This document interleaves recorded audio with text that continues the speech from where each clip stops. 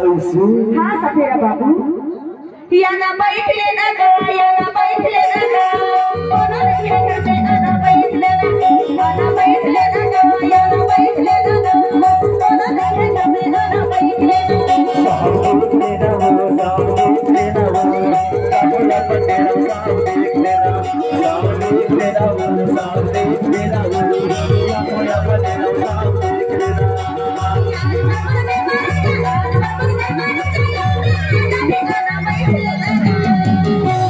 किसान भाई अरे इतना दिन खिलाते था कि हंसगा आज बैठ के कहीं खो ऐसे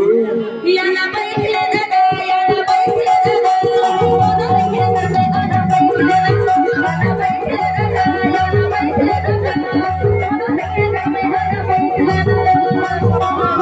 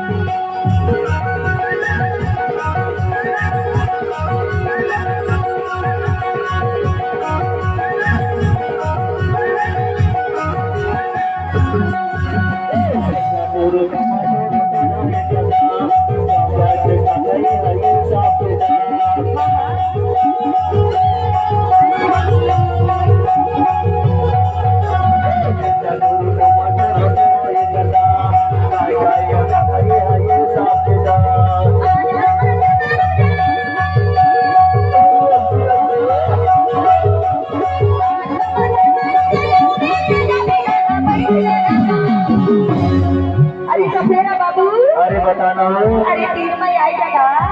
ऐसे या ना बैठ ले ना गो या ना बैठ ले ना गो कोनो नहीं करते ना बैठ ले ना बैठ ले ना गो या ना बैठ ले ना गो कोनो नहीं करते ना बैठ ले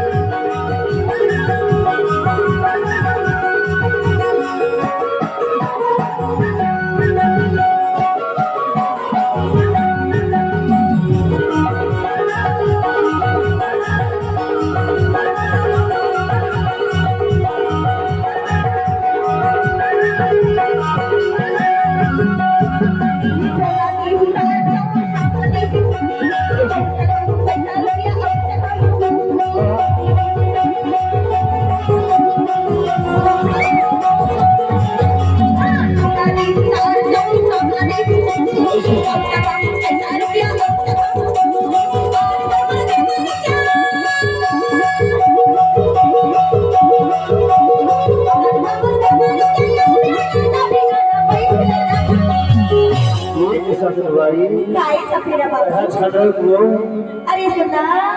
तब तो कहीं तो सफेरा बाबू आज भर रोज जाते तो बने गुठिया लेता तब तो कहीं तो आना बैठ ले ना गो या ना बैठ ले ना कोनो नहीं करते ना बैठ ले आना बैठ ले ना गो या ना बैठ ले ना कोनो नहीं करते ना बैठ ले लेना वो साहब देख लेना वो काबुला पटेरा साहब देख लेना साहब देख लेना वो साहब देख लेना वो काबुला पटेरा साहब देख लेना